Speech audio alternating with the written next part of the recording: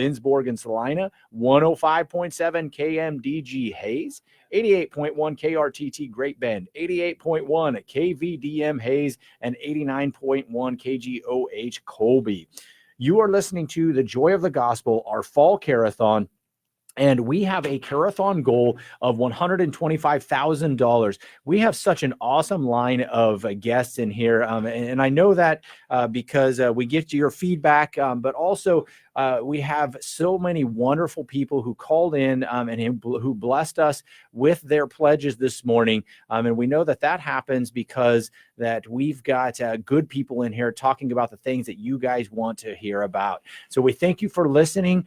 That number to call for your pledge is 785-621-4110, or you can donate at dvmercy.com. Also, when you go there, you can watch. We've got a thermometer there that will show you what or how far we're making it toward our goal. This morning, we started off with pre-Care-a-thon funds of $7,945. We started off with matching funds of $30,310. And it looks like we had donations of, let me do some quick math, somewhere around about $2,000 in that first hour. So we're going to judge this next guest on how well his donors do. No, we're not going to judge him on that. It is great to have our next guest in here. Also, like I said, we have wonderful people. We're going to get ready here in just a couple minutes to talk to Mr. Bill Meagher. Bill and I have known each other for years. We'll ask him whether that's a good thing or not, but it has been a blessing. And so we're going to talk to him here in just a little bit about the greatest news ever. I'm excited about this topic. Before we do that, though, I want to get to a trivia question and remind everybody that they are listening at 101.7 KJDM Lindsborg and Salina, 105.7 KMDG Hayes, 88.1 KRTT Great Bend, 88.1 KVDM Hayes, and 89.1 KGOH Colby. All right, that number to call for the trivia question. Remember, if you call in and you get this correct, we put your name in a basket, and we'll draw one name every day for a $50 gift certificate to Messenger Traditional Catholic Books and Gifts. Jerome and Angela Schmeidler, they are the ones who provide us with that gift certificate, and they are the owners of the store. They are a beautiful couple, beautiful family, all of their little girls down there. If you go down to their store, by the way, and visit their store, it's a really neat thing. Their girls, they make these little inspirational quotes, and sometimes they'll put a little candy on them and stuff, and it's just so gorgeous because you go in there and it's such a welcoming atmosphere, such a beautiful store, but also you get one of those little things from their daughter, and it's just so heartwarming. I would say stop in there sometime. If you get a chance, go down there, look at their store, and get one of their daughter's little inspirational quotes. It will make your day. It'll make your Advent. All right, here we get going. Our first trivia question for the 8 a.m. hour. During which Mass are the holy oils blessed? Is it A, Christmas Eve, B, Chrism Mass, C, Easter Vigil, or D, Pentecost? During which Mass are the holy oils blessed? My tongue is not working real well this morning. Is it A, Christmas Eve, B, Christmas Mass, the Chrism Mass, C, Easter Vigil, or D, Pentecost? A, Christmas Eve, B, Chrism Mass, C, Easter Vigil, or D, Pentecost. 785-621-4110 for your answer, for your pledge, or for both. 785-621-4110. All right, enough of me. We're going to get to Bill Meagher. So, Bill, how you doing this morning, man? Great. How are you? Awesome. Even better that you're here now. Yeah, right. All right. Like I said, Bill and I have known each other for many, many years. It's great to have him here. He's the director of youth ministry and religious education for the Diocese of Salina. He's also the head basketball coach for Thomas More Prep Marian High School here in Hayes. He's married to Mandy, and they have 3 children, Thomas, Andrew, and Emma. All right. Which one is most like you? If you ask my wife, they're all 3 like me. I don't know. I'd actually have to say Emma, probably. Okay. All right. She's stubborn and tough and all those things that I'm looking in the mirror when I'm yelling at her. and Mandy just sits back and laughs at me. And you're sitting there going, yep, that's me. Yep. Fantastic. Well, I mean, there's lots of other hats that you wear, but it's a blessing to have you in here, especially when I saw this topic. I was so excited for this, and I'm excited to let you get rolling. Since our theme is the joy of the gospel, and your talk is the greatest news ever, this is a great time during Advent to be talking about joy. And maybe if you want to start us off with, why we would maybe be talking about joy right now, and kind of break into that. Yeah, I think, it's really kind of hit me recently. Bishop has talked a lot with the Acts 29, that he's asked all the priests in our diocese, and he gave me a book earlier this year. So we started reading it. And one of the things is there's just so many people that walk around in the darkness because they haven't actually had the gospel proclaimed to them. Mm-hmm. And I think that when you look around in our world, a lot of what you might see of unhappiness and lack of joy and those sort of things is just, even though, it is one of those things we talk about with kids all the time. This is the most connected we've ever been in, and yet the least communicative that we've ever been. People talk and connect the least, even though we have the most avenues to connect. And I would say we probably, in a lot of ways, have the best opportunity to evangelize that we've ever had with, Catholic radio and podcasts and all sorts of things. But in some ways, we're the least evangelized society that we've been in a long time. And so the good news about that, you can look at that and you kind of hang your head a little bit, or the exciting part of it is the majority of people that maybe you bump into in the world is someone that needs to hear the gospel message and needs to hear the joy that, Christ has come to save us. And so, I think we should start with joy to the world, like you talked about with Christmas, and then we'll finish with that today. I don't think that we are very good at putting ourselves in a situation where before Jesus was born, the darkness, the no hope, the no chance of getting out of the slavery of sin, the no chance of spending eternity with God at that point, and the joy that rang out in that very moment. I think that's a good place to start, because we need to feel that joy again and remember what that felt like. Wow, yeah, I really like that, because that paints a really good picture for us. I'm a book guy. I know you are. I enjoy reading because you can really enter into the story. And as you say it like that, yeah, I don't really think we understand. We look at our own time sometimes and we're like, oh my goodness, it's so bad now. And if you looked back then, I think it would have been a lot tougher. Yeah. To live back then. I mean, us and our cushy lifestyles and stuff now, not that everything is perfect. And yes, you're right. A lot of our world is kind of falling back into that, but the joy of the gospel, just bringing that message back, which is why I love this topic, because you're going to be talking about lessons and carols, correct? Yep. And so, one of the things that traditionally we've kind of celebrated is the Festival of Lessons and Carols. And that kind of takes us through that salvation history and helps us to see what God did for us.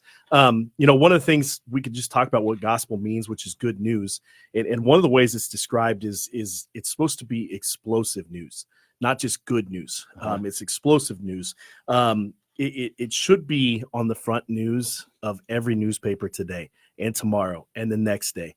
It's amazing when you think about the fact that, on Christmas Eve, a child is born. But when you think about it, a warrior is born that is coming to defeat the worst, tyrant that the world will ever know. And sometimes we don't think about the fact that at the birth of Jesus, Satan's reign ends. And it's just a little bit of time before that finishes. And the story of that helps us kind of understand how we got there. But he's a warrior king that is born to free us from the tyrant that has control over us. And I think there's value in us spending a little time thinking about that as we get ready to go into Advent. Yeah, that is an awesome message to start with, especially because if you think about it at all and you just know history, as soon as Christ became one of us, that completely changed human history. Even the people who don't understand what Christmas is for, they're celebrating Christmas, and that's not here without him. And so just the way that the ripple effect that he has had on humanity for even people that don't understand it is absolutely amazing. Yeah, and that's a perfect example. There are going to be a lot of people who are celebrating Christmas that have no idea what Christ has done for us. What an awesome opportunity for us to say, hey, I know you're having a lot of fun. I know there's a lot of joy, but let me explain to you what is going on here and the joy that, we all want to we all have the same desires. We want love. We want to understand our identity. We want to be accepted. We want to know that our lives have meaning. And that's what Christ tells us is, I created you and I love you. You fell into sin. I came and I rescued you. And then we have to decide what to do with that. And it's just a beautiful message for us right now. All right, really quickly, I want to thank or congratulate Keith Haberer from Russell. He is our trivia winner. So we'll get him entered into that drawing for that $50 gift certificate to Messenger Traditional Catholic Books and Gifts. Let's get those phones ringing again this hour. We are on the Fall Care-a-thon for Divine Mercy Radio, and our theme is Joy of the Gospel. 785-621-4110. That's 785-621-4110. Our Care-a-thon goal is $125,000. We had matching funds this morning of $30,310. I think we used up about $2,000 of those matching funds. So we want to keep it going. We are on Talking with Bill Meagher. We're talking about the greatest news ever. Just contemplate that title for a minute, because we're going to now start talking about lessons and carols, what they are, and going through them. And Bill's going to take us through why these should bring us that joy and why it's the greatest news ever. So if you have a pledge, 785-621-4110. And Bill, let's get right back to you and we'll start breaking into those. Yep. So where this comes from, you can go to the USCCB website and you can just put in Festival of Lessons and Carols. And I always invert the words and it always fixes it for me. But so what it is it's a reflective prayer, and you can do this as a group or you can do this as an individual. And it starts with an opening prayer, and then each lesson, and you maybe think like Stations of the Cross, but they're called lessons, gives us a little insight into the story of our salvation. And so the first lesson that we go all the way back to Genesis. And each one has a song. And so you open up the Bible and you read. The first one is Genesis 3:1-15, and it's our expulsion from Eden. And so we read about the sin. We read about the consequences of that sin. And then the song that is played, which I think is so beautiful, is Jesus, Joy of Man's Desire. And so they match that song in there, because from that point on, whether we know it or not, our entire life, we're seeking to be united with God. And the sadness of it is, at this point, as you're going through the prayer, we know that we can't be united with God. Sin has come. It's wreaking havoc all over the world. And yet we hear this song slowly playing that we know that our desire is to get back into full communion with God. And so there's almost like a little frustration as you read through the story, and then you feel what's going on in the world. And again, this is part of that, why do bad things happen? Why is sin? What has it done in the world? And you can kind of journey through the Old Testament as you think about those. But that's where it starts, is with that song. And so we're left in the darkness of Genesis, getting kicked out of Eden, but naturally knowing and feeling that our goal is to get back in union with God. Yeah, it's a beautiful thing if you go through Genesis, because I think it's chapter 3. There is what is called the proto-evangelium. And so it's that first mention. So right after the fall, we get this first mention of there will be a Redeemer someday. And so that's kind of a beautiful thing, because if we look at our world, and I know you've talked a lot about this, Bill, and since you're the director of youth ministry, you see this all the time. I think you're the one who actually put out there about reading that book. What is it? The Anxious Generation. Yep. And so if you, and you don't even have to read a book to know that, like, there are a lot of people out there that are full of anxiety, worry, depression, things like that. And so what a perfect way to start with, well, we've all been in that situation. So what is the good news coming from that? Yeah. And it's cool you say that, because when we talk about anxiousness and those sort of things, that's that natural feeling when we're not connected with God. And we see in the reading in Genesis, he answers, I heard you in the garden, but I was afraid. Yeah. And so we see fear has entered in that relationship. We see fear has entered into our lives. And then the next thing he says is, how did you know that you were naked? And he says, the woman you put with me. And so we start blaming God for our troubles. Mm-hmm. And so that reading leads us into a real reflection. That, I don't know about you, Cody, but that still happens in my life. Yeah. If God walked in, I would have some shame in this moment right now on some things. Yep. And the other thing too, and I'd live with fear is the excuses and the blames, and in our darkest moments, we're still tempted to blame God for all our troubles and all our problems. And then it leads with a really ominous, I will put enmity between you and the woman, between your offspring and hers.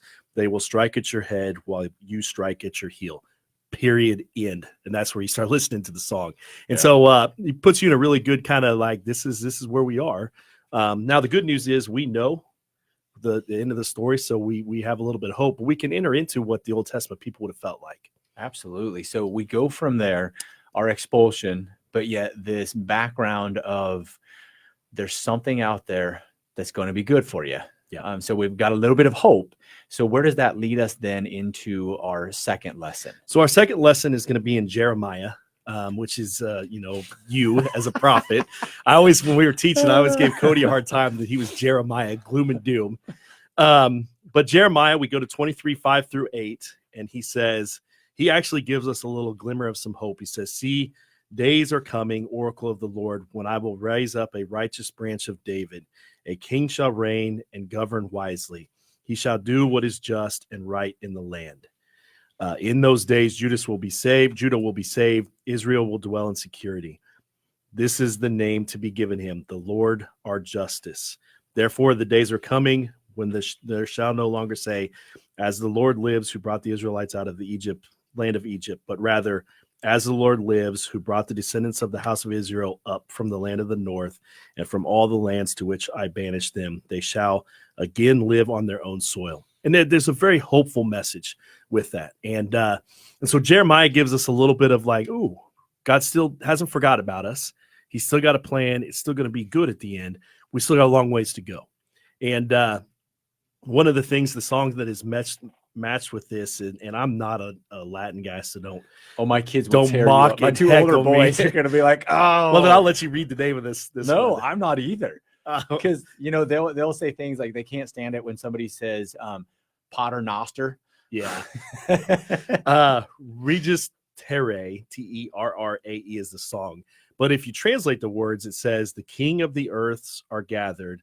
They have come together as one, saying, let us go to Judah and ask, where is he that is born, a great king who shall rule the world? Alleluia. And when they came, they found a young child with Mary, his mother, and fell down and worshiped him, bringing gold, incense, and myrrh. And so that's what the song, but it's a very beautiful, and if you listen to it in the Latin, it's one of those 6-voice chants that is just, gives you a good chance to think about Jeremiah.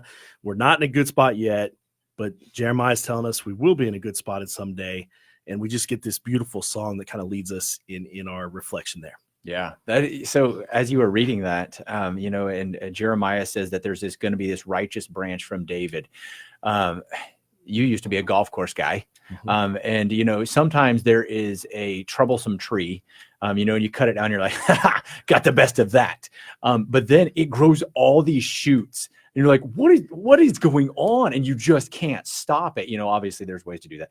But it's a really cool view for us, because I imagine that's what Satan was doing. Is like, oh man, I lopped the tree off. It's done. It's dead. And yet Jeremiah is telling us, no, there's going to be this shoot that is going to spring forth. It's other places in the Bible that, and it's going to be like one of those trees where it's just out of control. Like you cannot stop it from here. So yeah. I really like that imagery. I love it too, as you say that, just because I also assume Satan might even have seen that little twig popping up and just thought nothing of it.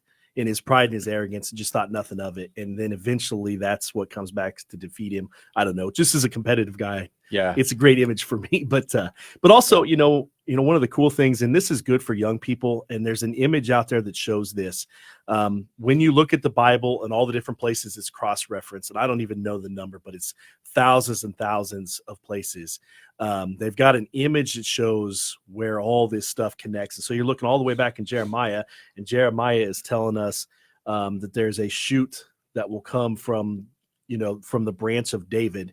And then we talk about the Son of Dave, and we talk about, so it's just kind of one of those things that for young people that are struggling a little bit, it's kind of fun to show them those images. Absolutely. All right. We are on talking with Bill Meagher about the greatest news ever. You're listening to Divine Mercy Radio's Fall Care-a-thon, The Joy of the Gospel. We have a care-a-thon goal of $125,000. And that goal is there so that we can keep doing this. It's such a beautiful thing that we're on the radio. We're talking about the Catholic faith. We are putting the truth out there to a world that really needs it. And the other beautiful thing is you guys make that happen. Since we are completely listener funded, we work to make sure that we are being prayerful about what the Lord wants us to do with these radio stations, and that we are using your money wisely. And so we thank you so very much for that. We ask that you would help to continue getting those radio waves out there.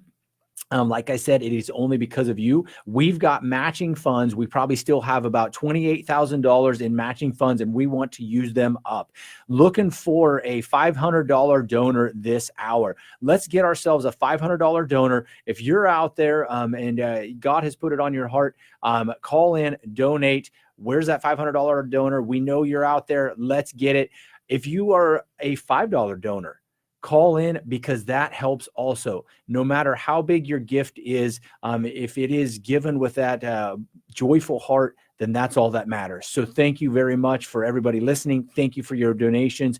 We want to get those donations rolling again. 785-621-4110 or donate at dvmercy.com. And you don't have to have your name mentioned. If you want to be anonymous, you can call in and be anonymous. One thing that we do is we do mention names if you would like that, because other people hear that you're donating, and it helps them to understand, you know what, they gave, maybe I could give too. And so you don't have to have your name out there. You can be anonymous. 785-621-4110. Let's get the phones ringing, but let's get back to Mr. Bill Meagher. We're talking about lessons and carols. We've gone through the despair and kind of anxiety of being kicked out of the garden, the reading in Jeremiah that there is some hope. And so now our next reading, we're going to go to Isaiah. And where do you want to lead us from there, Bill? So the passage in Isaiah we go to next is kind of known as the ideal Davidic king. And so one of the things, I'm not going to read you the whole reading, but I want to read some highlights in there. It talks about this will be the judge. He will sit upon his throne to judge. Not by appearance does he judge, or hearsay does he decide. He talks about he will judge the poor with justice, decide fairly the land's afflicted. He will strike the ruthless with the rod of his mouth, and the breath of his lips will slay the wicked. And if we were reading that, we're like, yeah, that's good. Let's do that.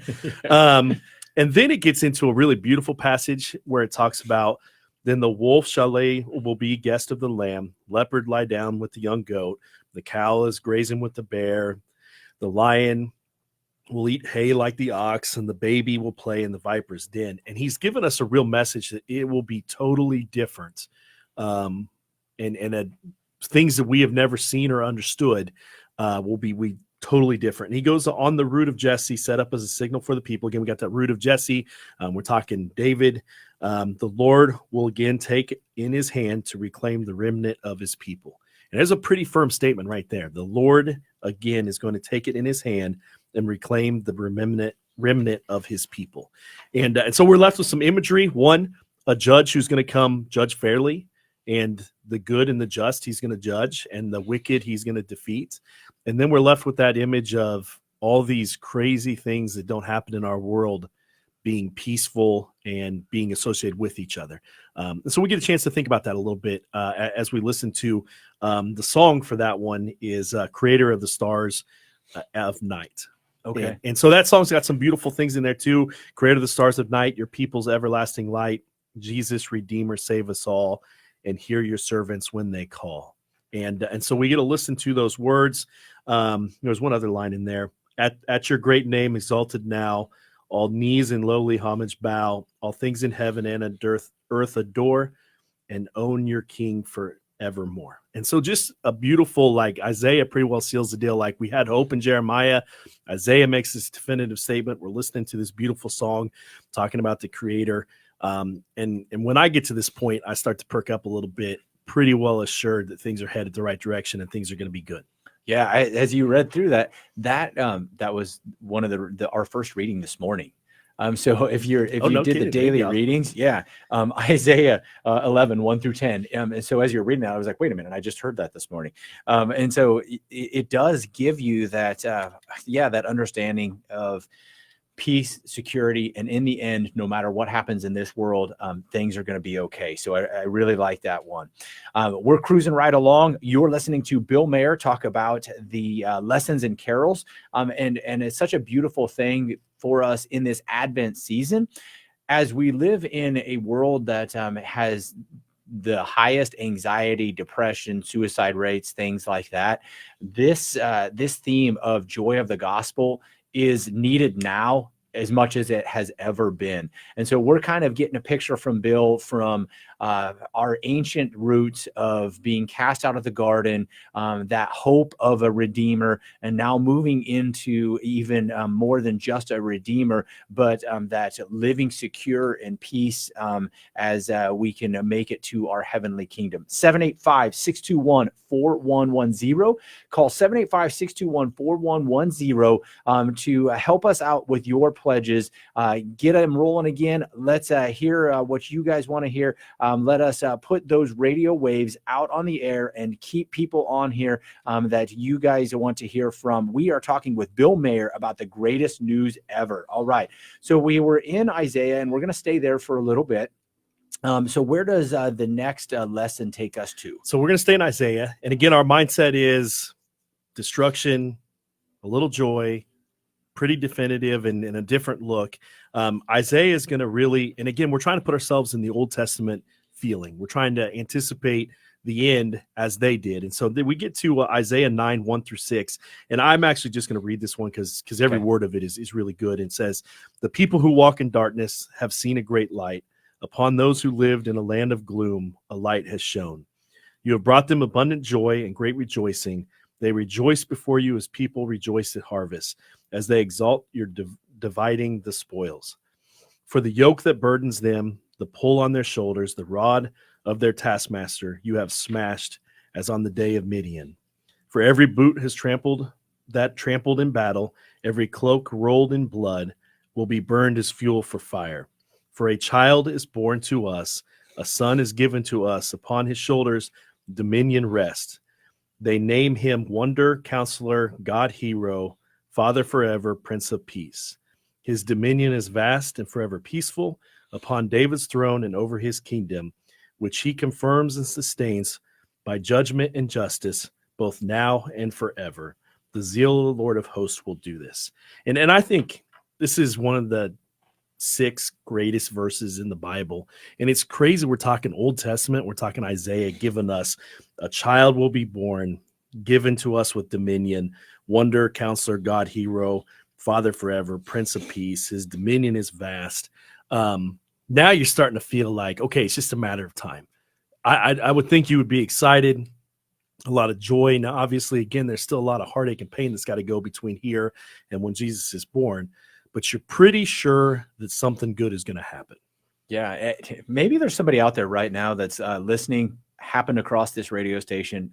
You've never listened before, and you really need this message. I know we all do, but it's specifically for anybody who is really kind of very deeply living in that darkness. I kind of want to go back into that picture that you're painting for us. I mean, imagine also when Christ came, the Roman world, people they're not really living in peace and security. And so for a while they called it the Roman peace, but it was only because Rome had their foot on your neck. Yeah. And so everybody just kind of was like, don't do anything to get out of line. I mean, obviously the crucifixion shows us that.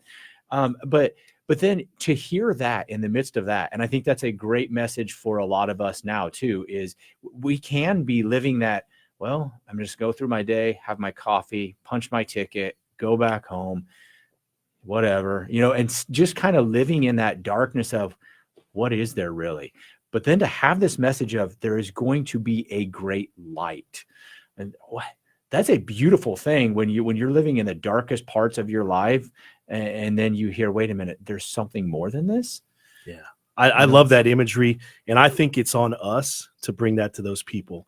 There are people in our lives that need to hear that right now, that are living like the Old Testament Israelites, and they don't know any different. And that's on us to go out there and bring that to them. And I love that idea that you're talking about with that. Yeah, I was thinking about the book of Ecclesiastes.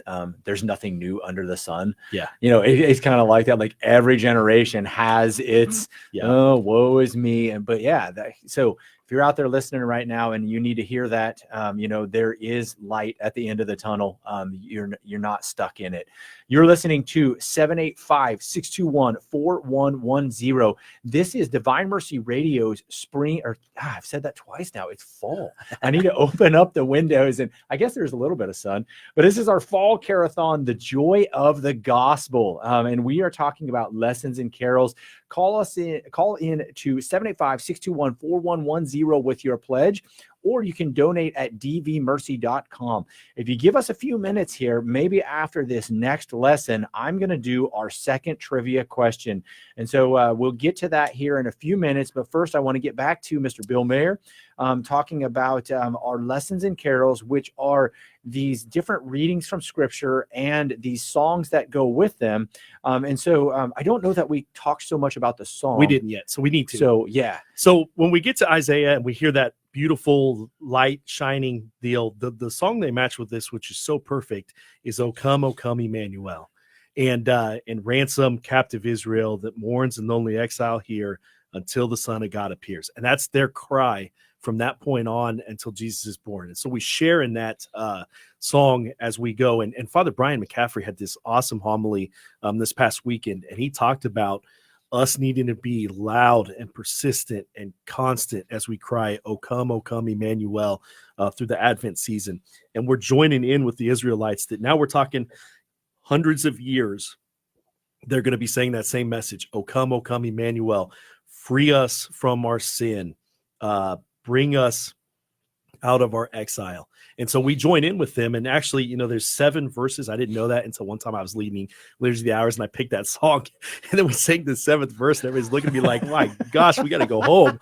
But every single one of those is very beautiful. But that's one of the things. And I think Father Brian is spot on that. We need to say that all the time during Advent. O come, Emmanuel, and join in that cry. And so we get to join the ancient Israelites during this lesson in the same words that they spoke from that point on as they were just waiting for the Messiah to come and free them. Yeah, Bill, you're also a music guy. I'm not musically talented. I wish I was, but I'm just not. But this is also one of those songs that's just beautiful. It is. I could never play it, but I would tell people, go listen to it during this Advent season, because just the tune to it, it is one of those that just kind of moves your soul. It puts you in a peaceful sense, that as we've been talking about, like you said, O come, Emmanuel, and just kind of sit there and think about that, listen to that song. And I think it really, anytime I listen to it, it really does stir my soul in a way that, that God intended music to do. Yeah, and it sticks with you for the rest of the day too. Oh, man. I mean, we'll be humming that for the rest of the day. It's just one of those. I think you're right. God designed that just to stick with us and stay with us as we go. All right, I'm going to get to our second trivia question. So during this trivia question, if you don't know how it works, you call in to the same number that you call to give, which is 785-621-4110. If you get this trivia question correct, then we will put you in a drawing for a $50 gift certificate to Messenger Traditional Catholic Books and Gifts here in Hayes. Jerome and Angela Schmeidler are the owners. So call to 785-621-4110. Here is your second trivia question of the 8 o'clock hour. In what country was Pope St. John Paul II born? Is it A, France, B, the United States, C, Poland, or D, Austria? In what country was Pope St. John Paul II born?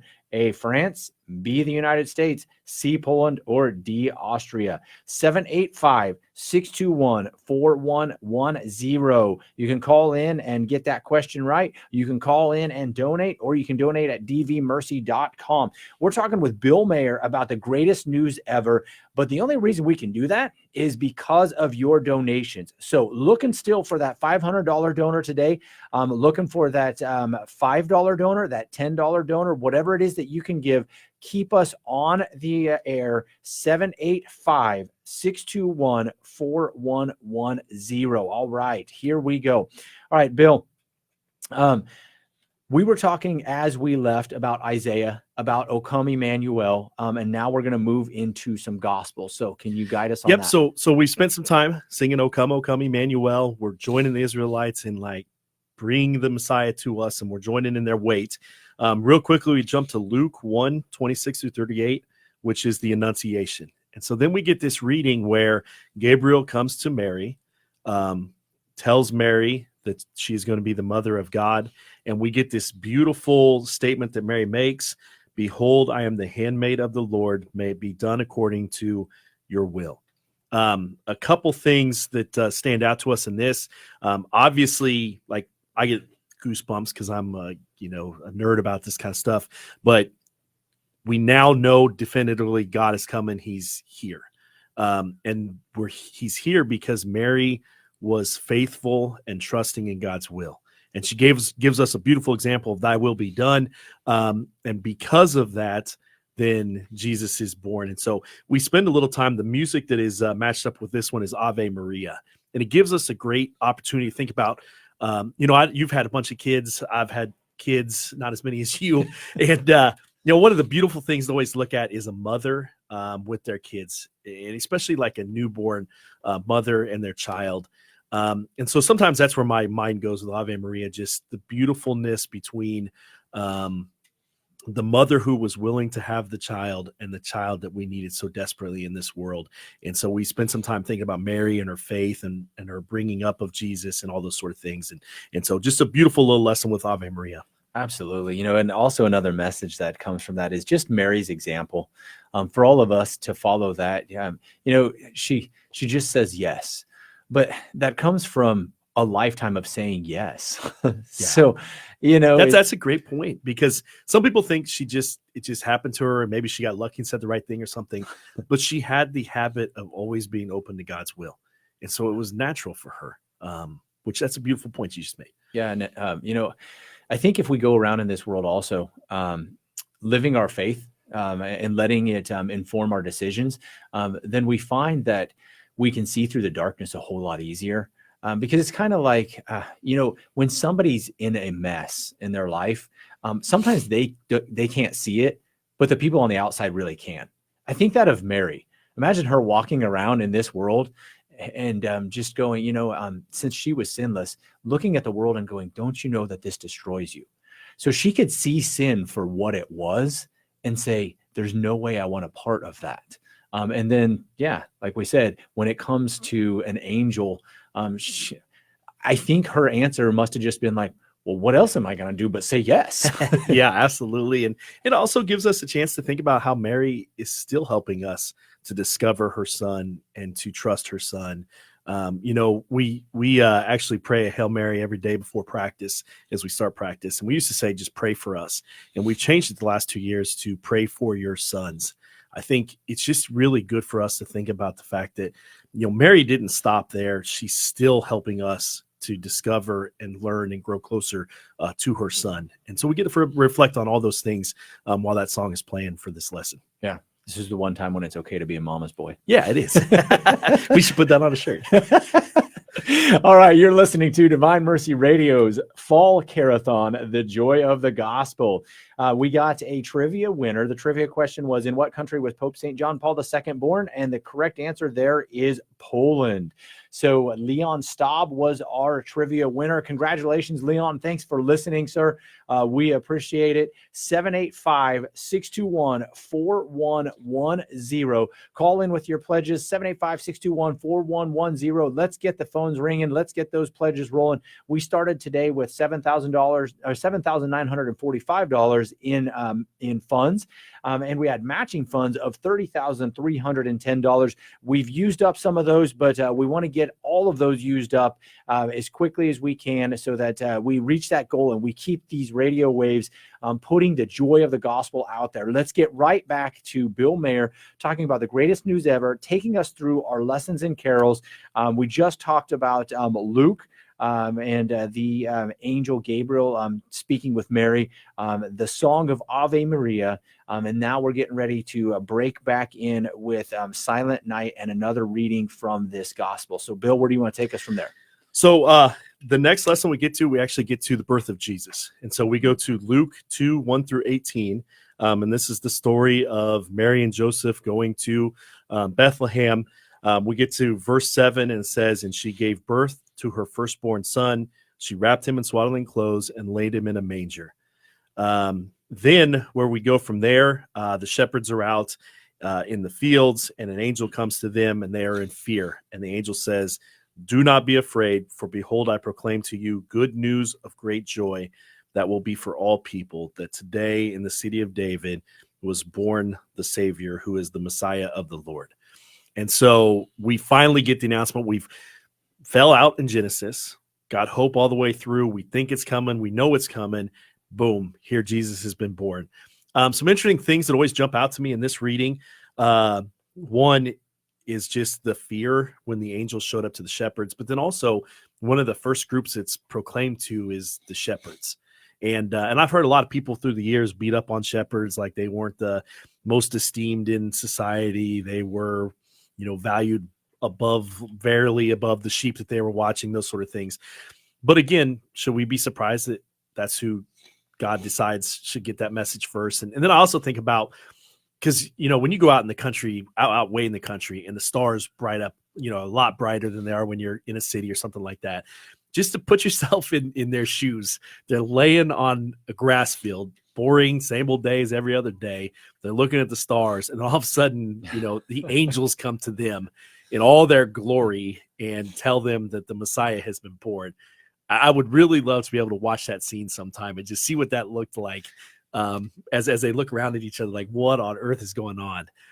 But we get a chance to reflect on all those things. And for us to this day, when we read this is God, the scriptures is God's word written to us. And so he today is proclaiming to us that Jesus was born. The good news is proclaimed to us right there. And so we get a chance to receive that information the same way as they did, directly from God and in that way. And so the song that we match with this one, you might think, and I would have thought it'd be Joy to the World, but the song they match with this one is Silent Night. And so then you get a chance to think about, I like to focus on the angels singing Joy to the World, but there's also another scene where it's just Joseph, Mary, and the baby Jesus in a manger in a silent night. And so we get to think about what that scene looked like, and just kind of experience the quiet and the calm about what's about to change. But we just get to experience that a little bit. Yeah, I like some videos, and I think there is a good one out there that shows this. I think you've seen it too. And I'm pretty sure that it was the people of the Chosen series that made it.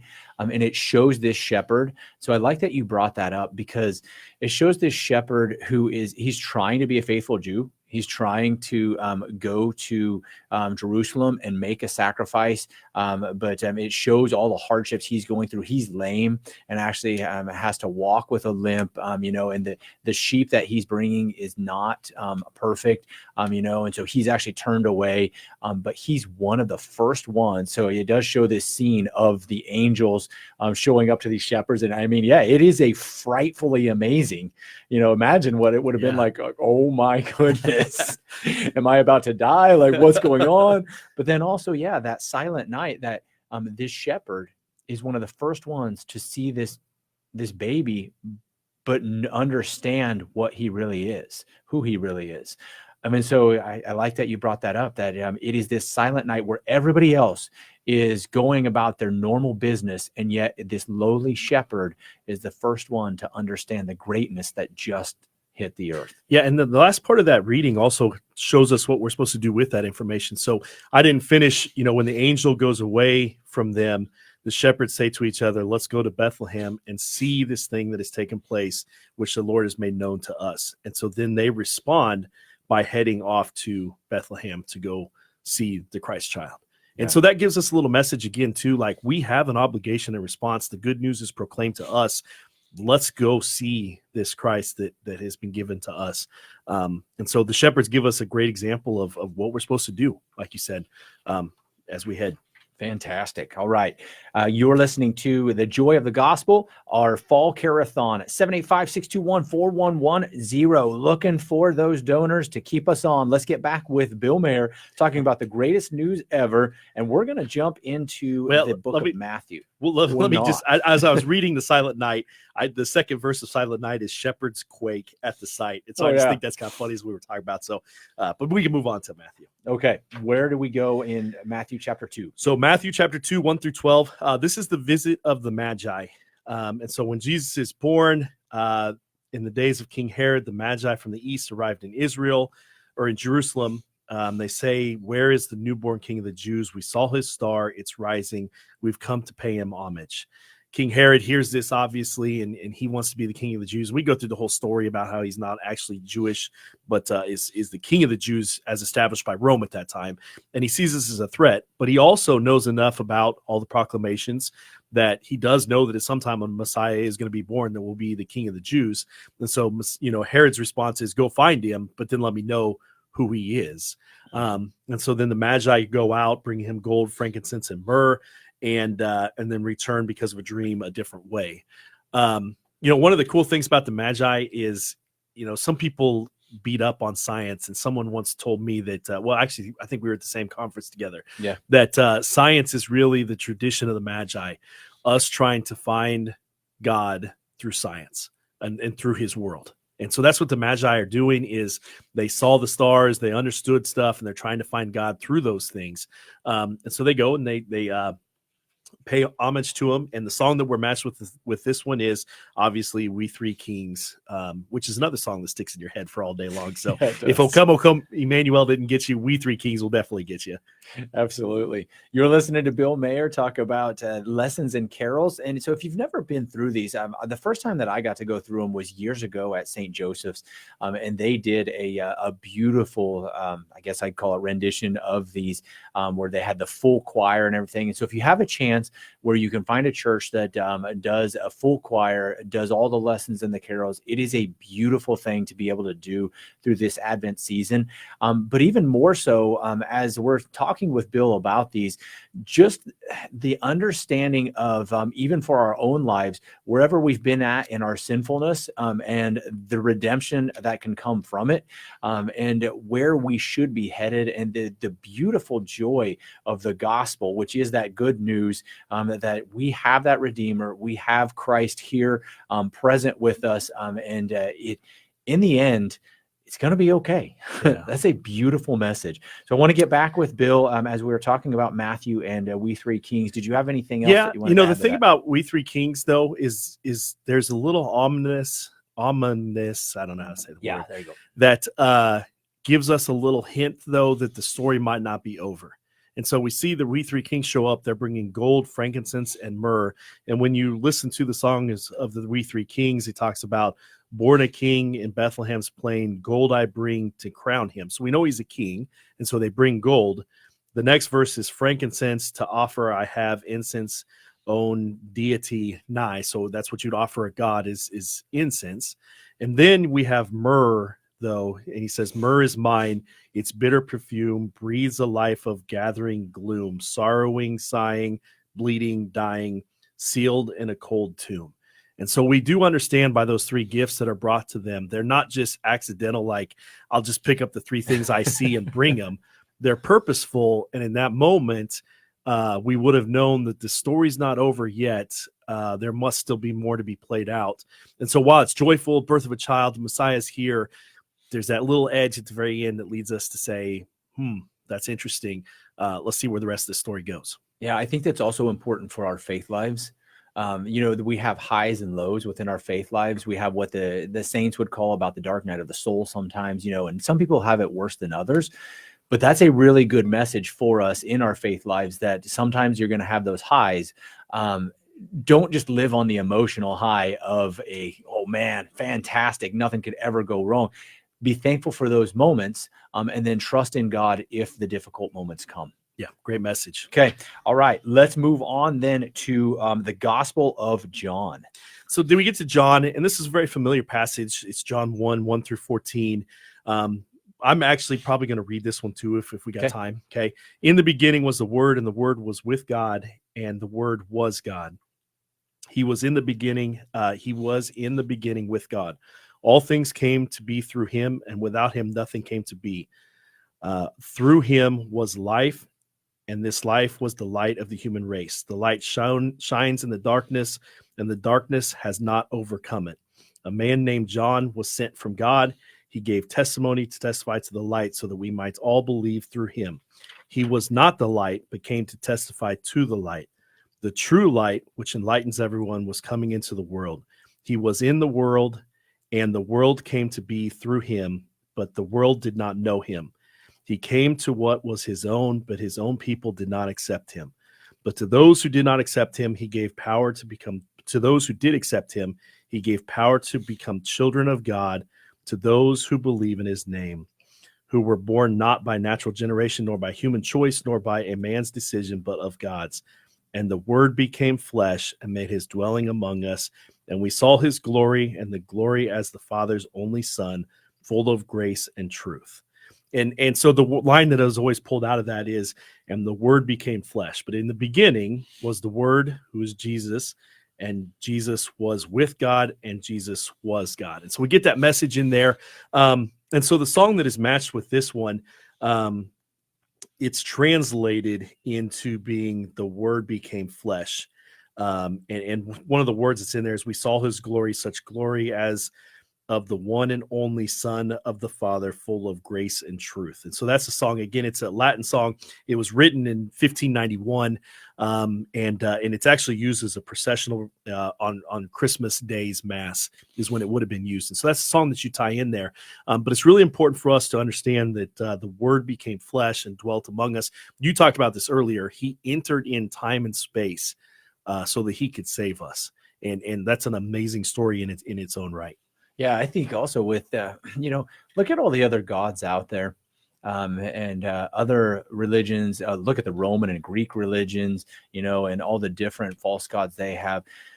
Really, with most other gods, it is do this or I squash you. Yeah. There is no such thing as a relationship that we have with our God in really any other faith background.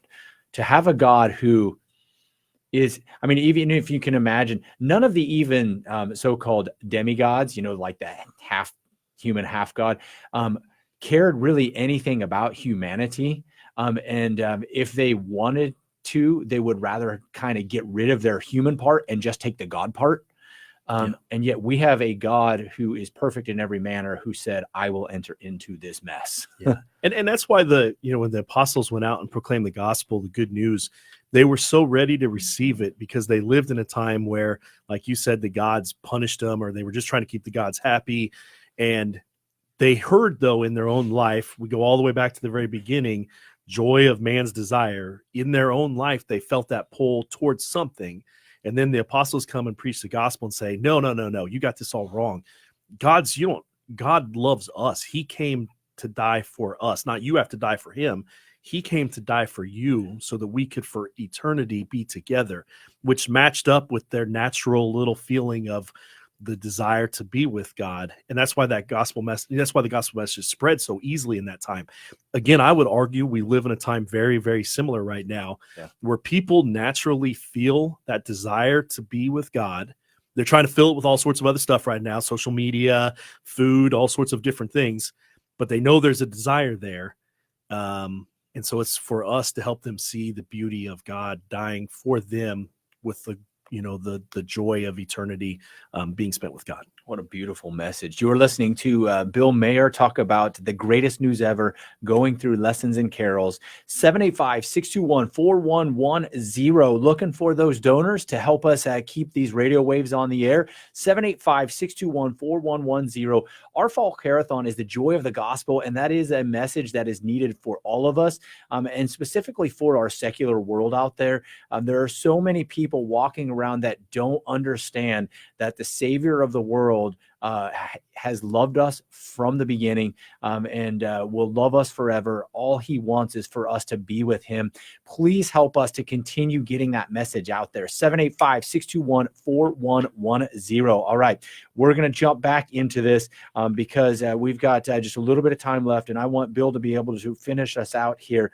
So we've made it through a lot of salvation history. Where are we going to end up here? So this will actually be good for all our listeners out there too, as you're talking about helping us spread the good news through the airwaves. So the final one is Matthew 28:16-20. It's the commissioning of the disciples. And so where this finishes off is like, hey, all that great stuff, all that great story. We finish with the commissioning of the disciples. Jesus appeared to them and said, all power in heaven and on earth has been given to me. And then he says, go therefore and make disciples of all nations, baptizing them in the name of the Father, the Son, and the Holy Spirit, teaching them to observe all that I have commanded you. And behold, I'm with you always until the end of time. And so we're left with this message of like, hey, you've got the great news. You've heard the message. He's here for salvation. Now you got to do something with it. And so it always brings me back to the very end of Mass. In the Latin rite, it's ite missa est. She has been sent. The church has been sent. And so we've been nourished in Mass, and now we are sent to bring that gospel message out into the world. And so that's what our call is. And so, for one, the radio station here, the Catholic radio station, that's one way that the gospel is being spread. So you can support that and fulfill that mission with that. But then also every single person we bump into or interact with is somebody that, you talked about earlier. There's some people out there living in the dark and gloomy. They need a message of hope and joy, and we might be the one that can give that message to them. And so that's where this leaves. And the song that is matched with it is Go Tell It on the Mountains, which I'll be honest with you, as a kid, I kind of thought was folksy, and I didn't really love it a whole lot, but you can't beat the words. Yeah. Go tell on the mountain that Jesus Christ is Lord. And that's what we should be doing every single day. And if we haven't told people throughout our day that, hey, Jesus Christ is Lord, then we're not doing what we've been asked to do, and we're not doing what God needs us to do. Absolutely. As you were talking about leaving Mass, I once heard somebody say, you should be a walking monstrance. And so for anybody who doesn't know, the monstrance is where we put Christ for adoration in that big, beautiful golden thing. But the most precious thing is actually what's in the center, which is Jesus himself. And so that, we should be able to walk out of Mass, strengthened by the sacraments, go forward in joy, like you said, from the top of the mountains. Yeah. And there will be people who may never come into the doors of church to encounter Christ, but it doesn't matter. If we're doing what we're supposed to be doing, they will encounter Christ through us. Yeah. And the beautiful thing is that, we can participate in that that salvation for those people. Absolutely. So now you've got one song left for us. Is that correct? I always finish with Joy to the World, just because I'm a Joy to the World guy. Yeah. But my other, since I only got a minute or so left, here's my recommendation for this. Especially if you have kids in your house still, Christmas Eve, it's very easy now with computers.